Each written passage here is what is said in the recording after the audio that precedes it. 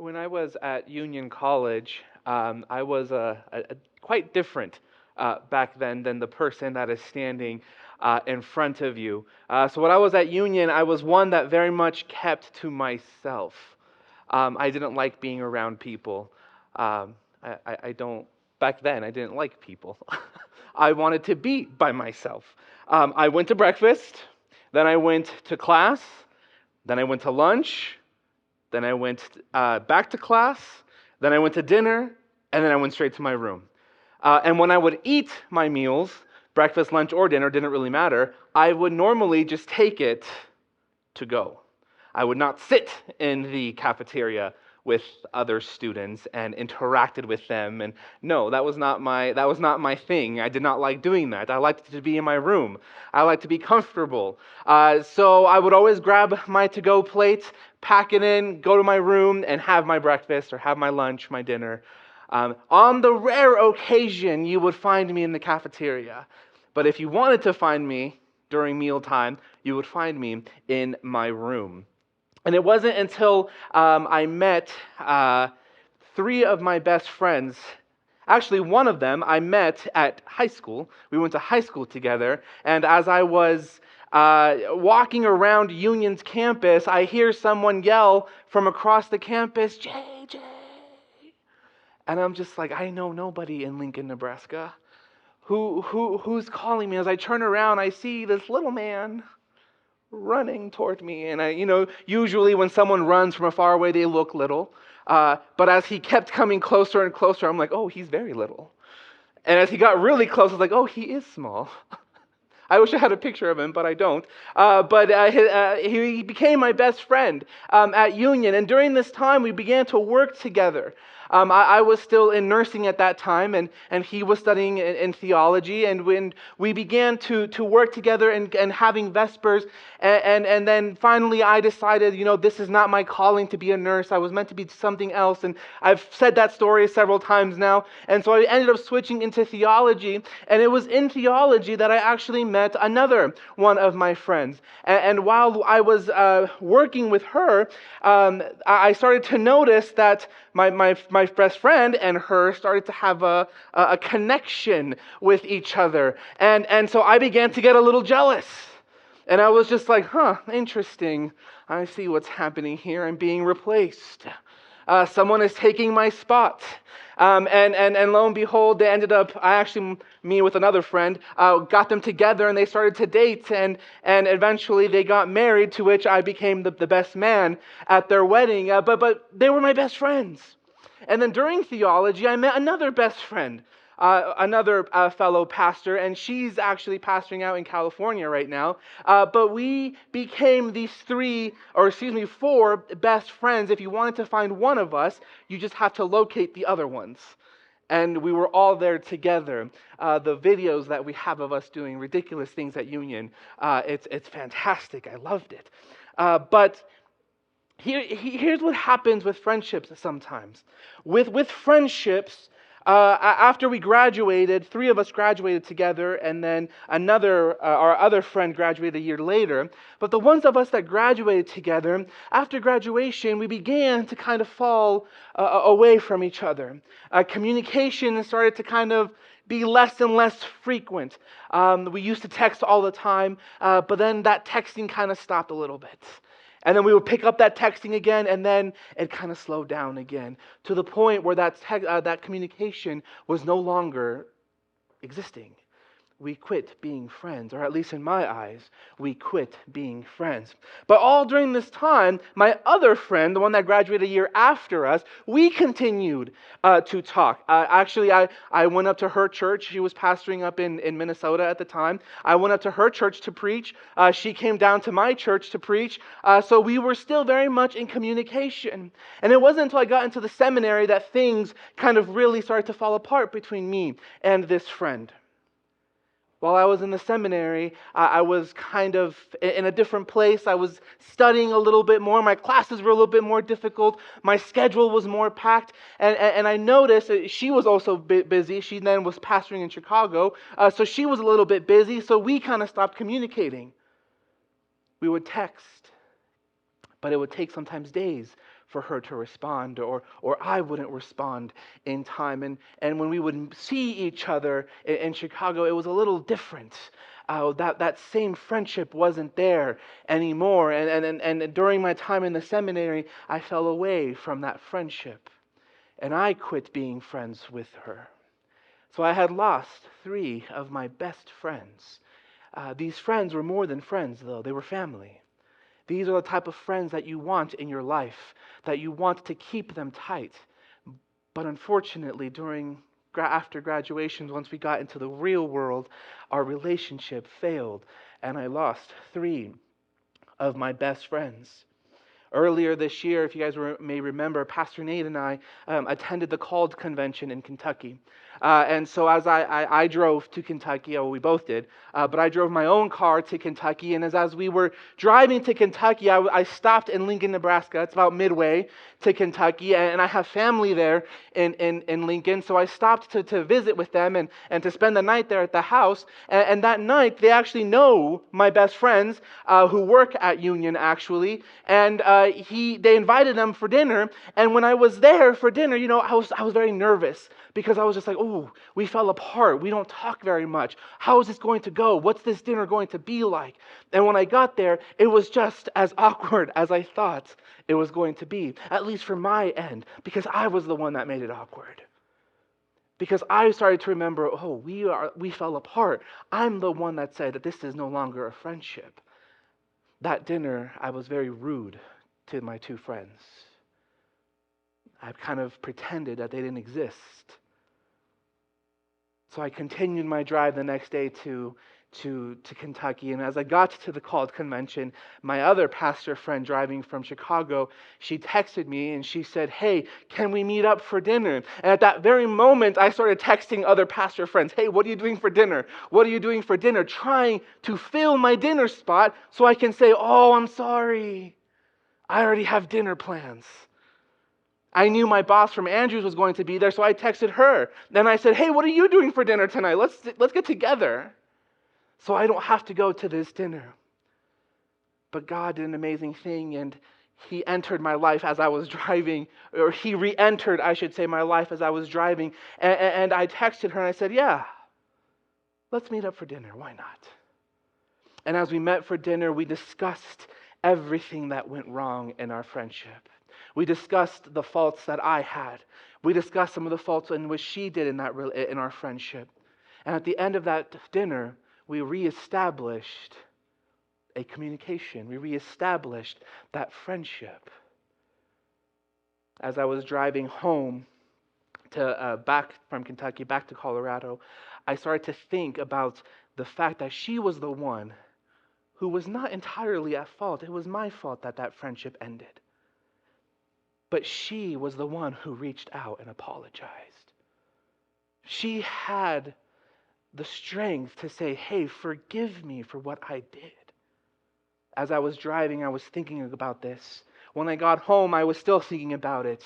As the weeks went by, I was still thinking about this term of forgiveness, and I was thinking about, she had that strength. Why don't I have that strength? So one day, as I was sitting at home, I grabbed my phone and I went to the notes application on my phone. I began to write a text.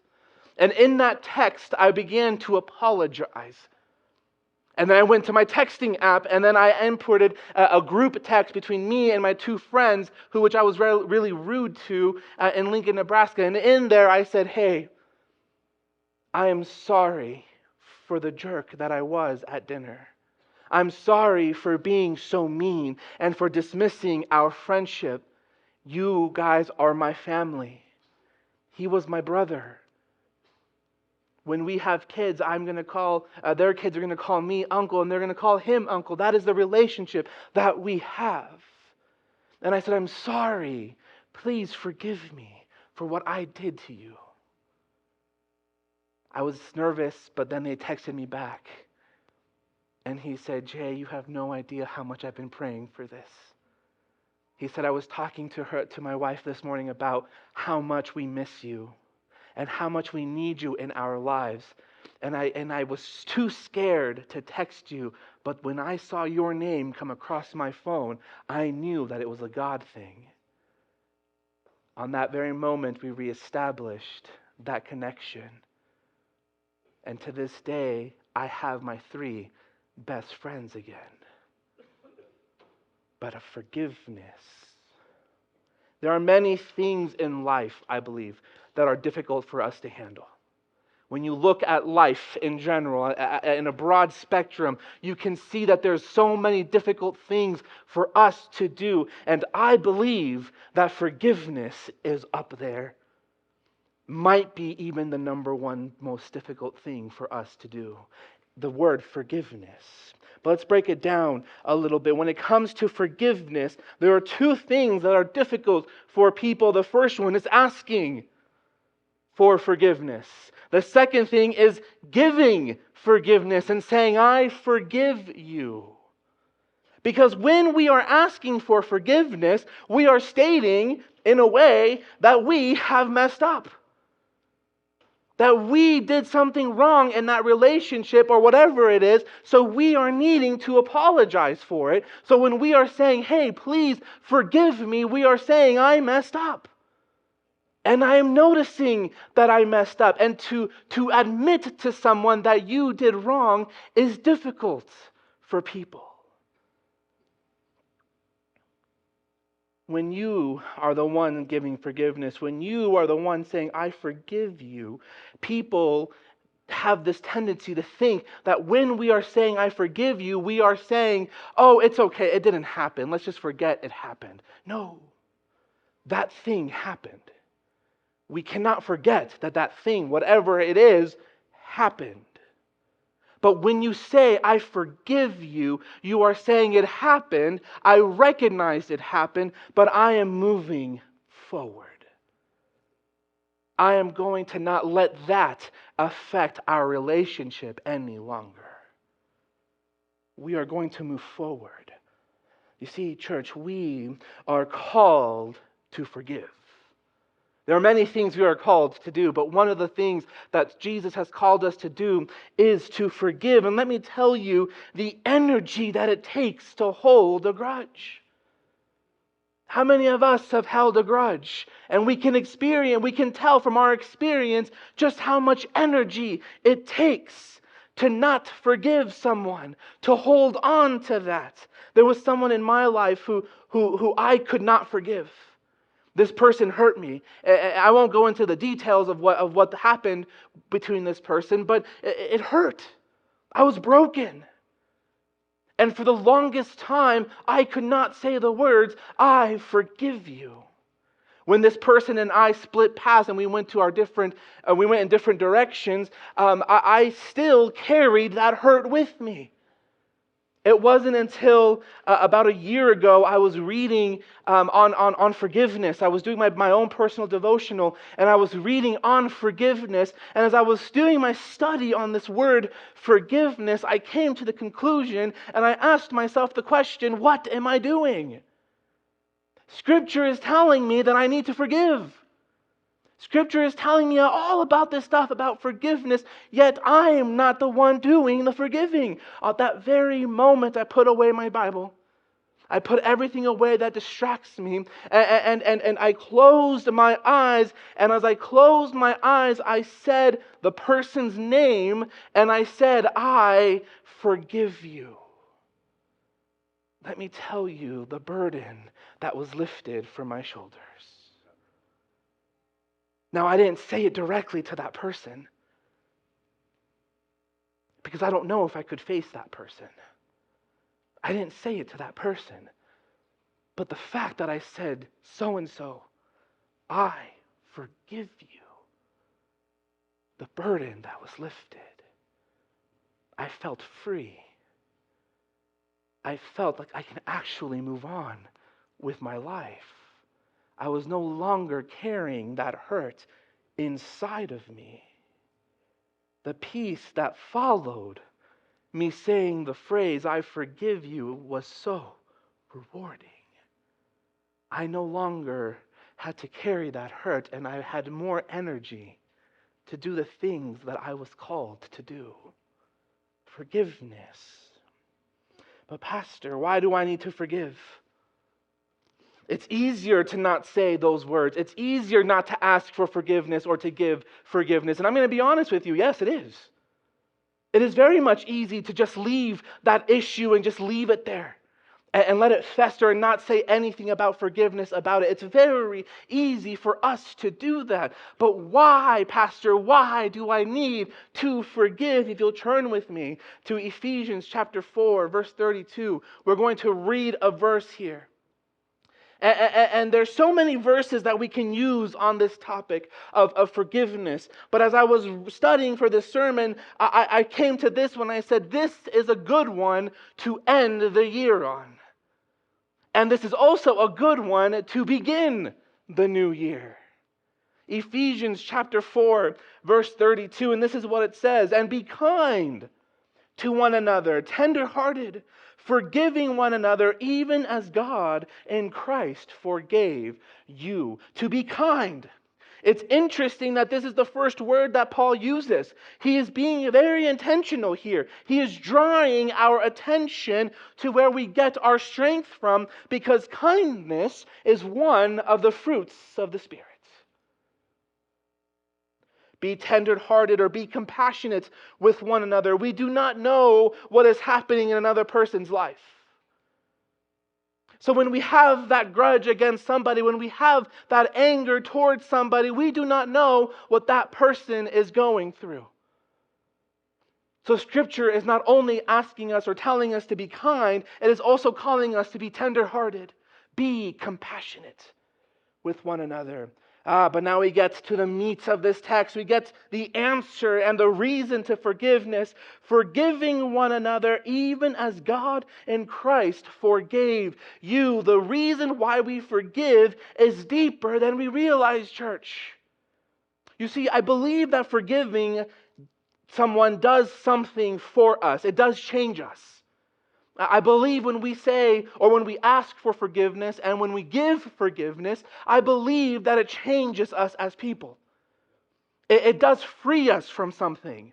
And if you've experienced that, you know what I'm talking about. But it's a lot more deeper than that. When we are saying, I forgive you, and when we truly mean it, that's the difference. We can't just say, oh, I forgive you. When we say the phrase, I forgive you, we have to truly mean it. It has to come from the heart. And when we say, I forgive you, it frees us from what we are holding on to. But it's much deeper than that. We forgive because we have been forgiven. Forgiveness. And isn't that what the service of communion is? Isn't that why we celebrate communion? A remembrance of what Jesus Christ did for us on Calvary. He was betrayed. He was spat on. He was whipped. He was nailed to a cross so that our sins could be forgiven. Church, if Christ forgave us, why are we not forgiving? If Christ forgave us, why can we not forgive? We are called to be different. We are called to be Christ's representatives. When people look at us, they should not be seeing us, but they should be seeing Christ through us. The forgiveness so graciously provided us is to be lived out in our relationship in others. When we forgive people, people should be able to see Christ, because the reason we forgive is because we were forgiven. I'm glad that today not only is the Sabbath, but that it's the last day of 2022. Because let me tell you, this year has been a rough one. It has been a bumpy one. We have seen the evidence that Satan is real. We have seen Satan at work. But we have also seen Christ at work. But whatever Satan did, Christ was on the other side saying, hey, I got that, don't worry. But I'm glad that today is the Sabbath, and I'm glad that today is the end of 2022. A year ago, actually, almost to the day, I preached my very first sermon as your associate pastor. And that sermon was entitled, New Year, New Me, New Growth. Can we grow this year, church? Can we grow in forgiveness? There is so much pain. There is so much sadness. So much we are holding on to. Can we let it go? And can we forgive one another? As we partake in this communion service, can we remember why we are celebrating it? It's about salvation, but it's also about forgiveness. Christ died to forgive me. Christ died to forgive you. I want to challenge you today.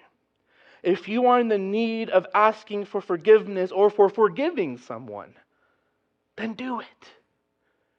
What better day than to do it on the last day of 2022 as we partake in this holy ordinance of communion? There is no perfect time than the present. Through communion, we remember the gracious gift of forgiveness of Christ. So, church, my question is, will you forgive today? Because, church family, if you are forgiven, then do forgive. As we split for our communion service, I want us to remember that we are partaking in this service because Christ was born so he can die, so he can forgive. May we take his example and forgive one another today. Not tomorrow, but today. Because today is the present. Let's focus on that right now.